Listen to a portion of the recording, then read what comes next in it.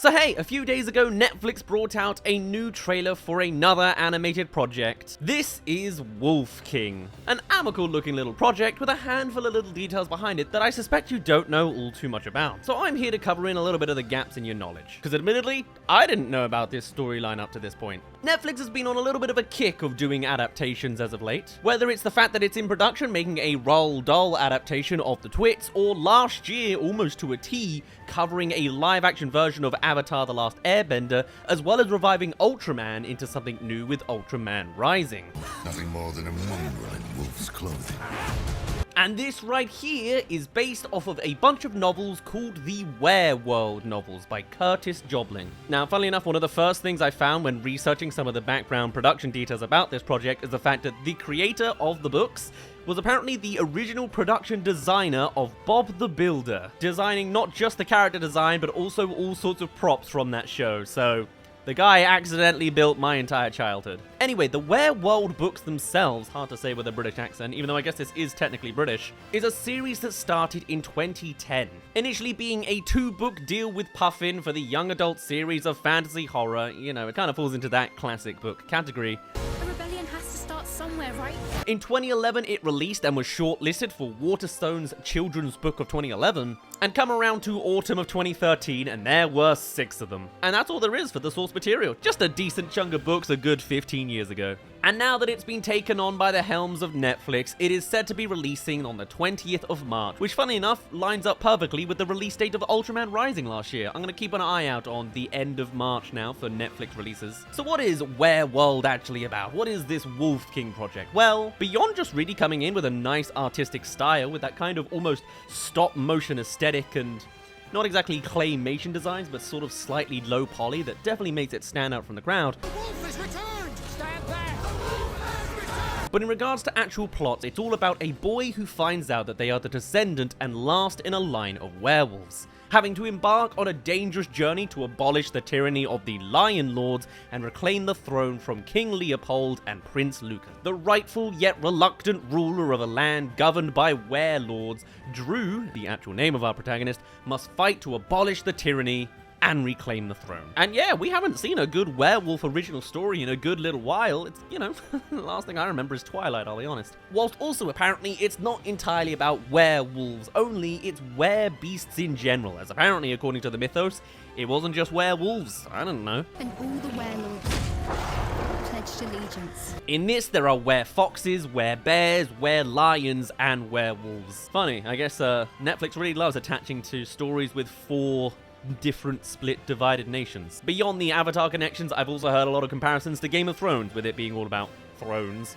lions, and wolves, you know? Now, with it being helmed under such a mainstream corporation like Nintendo? No. Now, with it being helmed under a pretty mainstream corporation like Netflix, all sorts of casting choices are being put into this series. So tell me if you recognize any of these guys. We have Kellogg Spellman, Nina Barker Francis, Georgia Locke, Chris Lou Kumhoy, Tom Rhys-Harris, Colin Ryan, Louise Landau, Peter Serafinowicz, Patterson Joseph, David Dawson, David Yip, Kate Fleetwood, Kim Adis, Ralph Ineson, Rasmus Hardiker, Rob Rackshaw, and Samuel Anderson. Needless to say, the cast is pretty damn stacked, and it is because this is a series, not a movie. This is a multiple episode ensemble work, so of course they've brought in all sorts of different starhood from all different projects. I've heard projects being thrown around to the likes of Harry Potter, Doctor Who, The Wheel of Time, Justice League, The Fantastic Four, Get Even, Dennis and Nasher. It's a whole big thing going on. A big swing for what is essentially an original IP. Sure, it's an adaptation based off of books, but that just means you're guaranteed a good story out of one you don't already know. Whilst also, it just seems like a nice, classic, young adult story. Hey there, thank you for making it to the halfway mark of this video. Come along and subscribe if you haven't already to keep up with any other animated movie news. It's just the routine. We'll cover more as they pop up. Anyway, back to the second half of Wolf King. I see no red flags necessarily in this production. I just see it and go, yeah, that's nice, you know? And when it comes to the production companies and animation teams attached to this show, we have the main big lead animation studio in Jellyfish Pictures, who are not only involved in the future Roald Dahl adaptations for the Twits, but have previously worked on the likes of Kung Fu Panda, The Bad Guys, The Boss Baby, Spirit Untamed, and How to Train Your Dragon Homecoming as well. They're very experienced in the field, high highs, and, you know, DreamWorks TV shows. It is interesting because Twits was the one I knew about and was expecting. It's interesting to hear that this studio were first making this in the same year.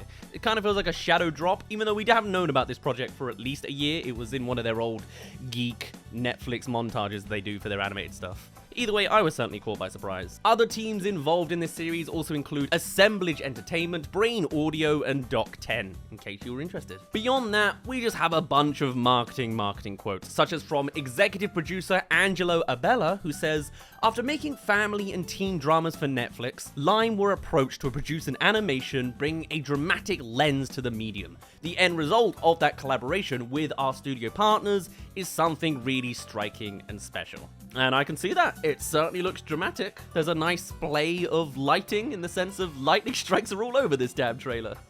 Mostly because of the transformation thing. You get it.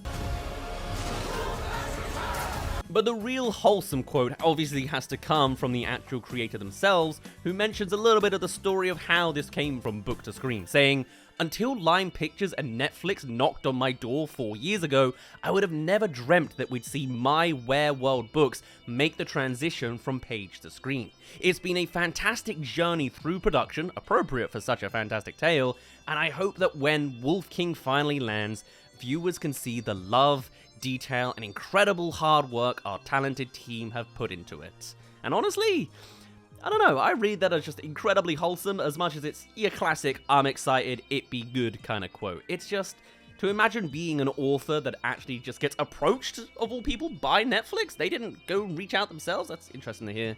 And then seeing your work actually adapted like this in a nice, humble, solid way.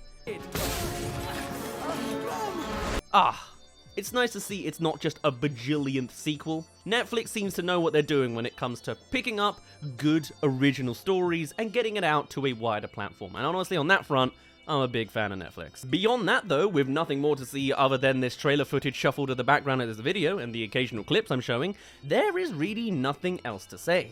This is all of the research I could really gather about this show without diving into the books literally. It's just, hey, a nice little project's happening on the side, Netflix is releasing it during their normal window, there's a handful of marketing quotes, you can see some of it for yourself. I think this will be a nice, refreshing spin to see. You know, there was obviously the big Twilight era of werewolf stories back in the 2010s that this is kind of clearly bouncing off of, considering the books are from 2011 onwards, really. And it's been a good long while since we've seen a werewolf story. So I'm happy and willing to give it a go. Plus, it just doesn't look generic. It just looks that extra little bit artsy, just because the frame rate's a little bit lower. I never killed my mom.